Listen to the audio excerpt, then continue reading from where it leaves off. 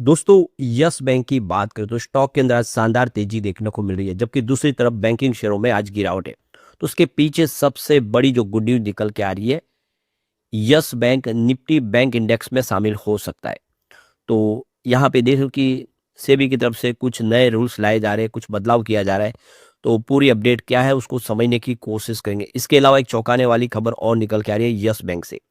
वैसे तो yes bank ने पिछले तो अच्छी खासी दौड़ लगाई, ऊपर के लेवल से फिर थोड़ा-सा दबाव के माहौल भी बना है।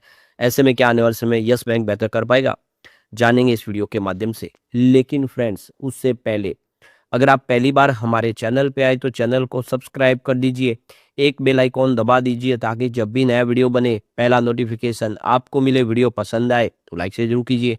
चलो फ्रेंड्स वीडियो स्टार्ट करते हैं। मैं हूँ आपका दोस्त एसबी दवे और हमारे अपने चैनल ऑनलाइन कमाई में आपका बहुत बहुत स्वागत है।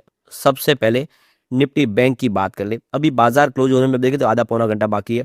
57,910 के स्तर पर निफ्टी बैंक है, जहां पे 120 पॉइंट की गिरावट यानी 0.21% डाउन है निफ्टी बैंक। तो आज बैंकिंग शेयरों में दबाव की स्थिति बनी हुई है।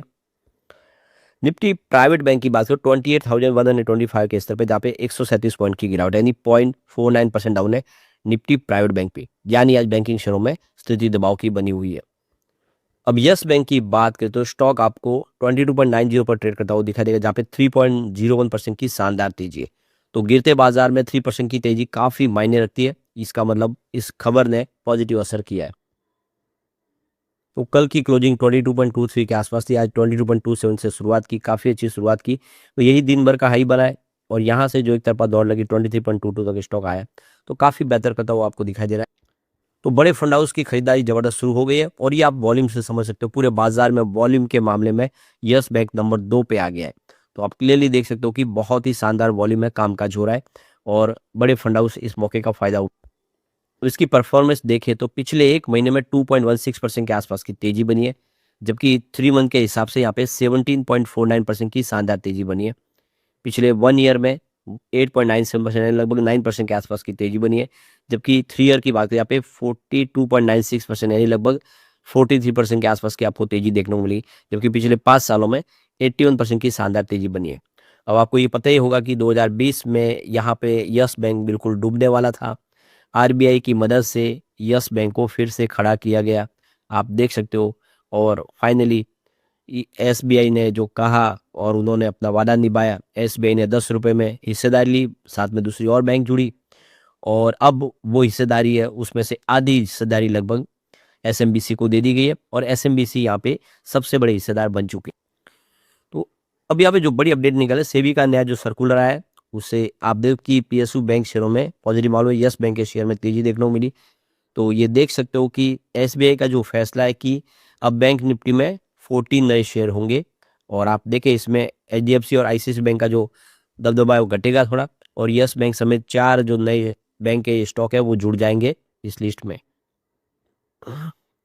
तो सेबी ने बैंक निफ्टी के इंडेक्स में बदलाव किया रूल्स में और नई गाइडलाइन के तहत अब इंडेक्स में कम से कम 14 बैंकिंग शेयरों का होना जरूरी होगा, यानी और भी नए बैंक जोड़े जाएंगे।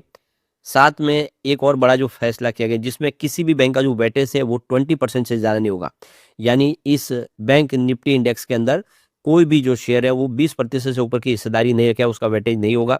फिलहाल एचडीएफसी बैंक और आईसीआईसीआई बैंक और एसबीआई बैंक का कुल वेटेज करीब 62% के आसपास है। एक देखिए तो इस पर पूरा का पूरा जो हिस्सा है वो इन 3 बैंकों के पास ही है, जिसमें 2 प्राइवेट सेक्टर की बैंक और एक सरकारी बैंक है। 62% का वेटेज लेके बैठे हुए और इसीलिए इसको कम किया जा रहा है, इसको 45% के तक सीमित कर दिया जाएगा।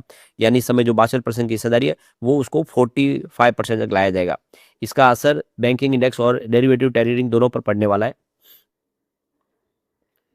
तो देख सकते कि सेबी ने बैंक निफ्टी इंडेक्स और अन्य बैंकिंग इंडेक्स के लिए नई एलिजिबिलिटी गाइडलाइन जारी कर दी है। इसका सबसे बड़ा असर निफ्टी बैंक इंडेक्स पर पड़ने वाला है। इसमें कुल 14 बैंक शामिल होंगे, जो अभी सिर्फ 12 बैंक है। तो इसका मकसद है कि जो 3 बड़ी बैंकों का वेटेज है उसको कम करना है, जो देखे कि इस समय 62% के आसपास को घटा के 45% पे लाना है, ताकि कभी भी किसी एक बैंक के अंदर कोई प्रॉब्लम हो और उसकी वजह से पूरा का पूरा जो इंडेक्स है नीचे ना आ जाए। और इसीलिए उनकी जो सीमित हिस्सेदारी करनी चाहती है। अभी किसी भी एक बैंक का 20% से ऊपर की वेटेज होगा ही नहीं, जो इस समय काफ़ी पर है। जो पहले उसकी जो परमिशन थी वो 33% के आसपास थी। अब 33% से घटा के इसको 20% पे लाया जा रहा है। तो आप समझ सकते हो कि इससे माहौल है जो पॉजिटिव बनेगा।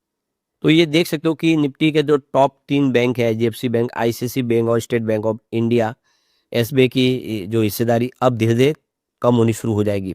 तो सितंबर 2025 तक एचडीएफसी बैंक का वेटेज 28.49% के आसपास था और आप देखिए आईसीआईसीआई बैंक की जो हिस्सेदारी 24.38% के आसपास थी।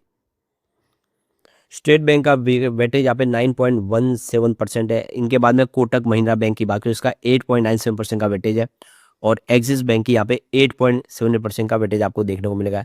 ये इंडिया के टॉप 5 बैंक में शामिल है और सेबी के नए नियम लागू होने के बाद एचडीएफसी बैंक, आईसीआईसीआई बैंक का जो दबदबा है वो कम होगा, कमजोर होगा और जबकि मिड साइज और पब्लिक सेक्टर के बैंकों का ज़्यादा स्पेस इसमें मिल पाएगा। तो इस सेबी के नए गाइडलाइन के तहत बैंक निफ्टी इंडेक्स में yes bank, Indian bank, union bank of India और बैंक ऑफ इंडिया शामिल होने की पूरी संभावना है। यानी प्रबल दावेदार है इस समय यस बैंक। इसमें इससे इंडेक्स ज़्यादा डाइवर्स और प्रतिनिधित्व ज़्यादा बढ़ जाएगा। तो सेबी की तरफ से जो बयान निकला है उसमें कहा गया कि पूरा जो बदलाव है 4 चरणों में मार्च 2026 तक पूरा होगा। पहले जो होगा एडजस्टमेंट दिसंबर 2025 में लागू होगा, यानी धीरे-धीरे सभी बैंकों के वेटेज को संतुलित किया जाएगा ताकि बाजार पर एक तरफा दबाव न पड़े। तो यहाँ पे नोमा अल्टरनेटिव ने अपनी जो रिपोर्ट जारी की है उसमें कहा गया है कि अगर यस बैंक और इंडियन बैंक यहाँ पे जुड़ जाते हैं इस रिपोर्ट में के हिसाब से आने वाले समय निफ्टी बैंक इंडेक्स का हिस्सा बने तो कितना निवेश आएगा। तो देखिए यस बैंक के जुड़ने से करीब 104.7 मिलियन यूएस डॉलर का निवेश नया आएगा और इंडियन बैंक के इसमें ऐड होने से 72.3 मिलियन यूएस डॉलर का निवेश आएगा। तो बहुत सारा निवेश आप देखें नया आना शुरू हो जाएगा यस बैंक के अंदर। इसके अलावा देखें तो यूनियन बैंक में 67.7 मिलियन डॉलर का नया इन्वेस्टमेंट आ सकता है। बैंक ऑफ इंडिया में 41.5 मिलियन डॉलर के आसपास का इनफ्लो आने की उम्मीद है और इस पूरी खबर ने यहाँ पे पॉजिटिव माहौल बनाया। यूनियन बैंक ऑफ इंडिया में 4% के आसपास की तेजी बनी है। Bank of India, Indian bank और यस बैंक में भी लगभग 1.5 से लेकर 2.5-3% के आसपास की तेजी बन चुकी है। एक और जो बड़ी अपडेट निकल के आ रही है, सीबीआई की जांच चल रही है अनिल अंबानी और यस बैंक के पूरे मामले को लेकर। अनिल अंबानी की जांच में पता चला है कि 2700 करोड़ का भारी नुकसान करवाया है अनिल अंबानी ने यस बैंक को। तो इसमें देखिए अनमोल अंबानी की भूमिका की भी जांच हो रही है और जो अपडेट निकल के आ रही है कि यस बैंक के डूबने में जो बड़ा योगदान है वो अनिल अंबानी का भी है। तो ये देख सकते हो कि अनिल अंबानी के जो बेटे हैं अनमोल अंबानी, वो कार्यकारी निदेशक थे कंपनी में, आप देखें रिलायंस की कंपनी में, और इस वजह से यहाँ पे जो पूरा मामला है उसमें उनकी भूमिका भी जांच की जा रही है, क्या उनका भी कोई रोल था।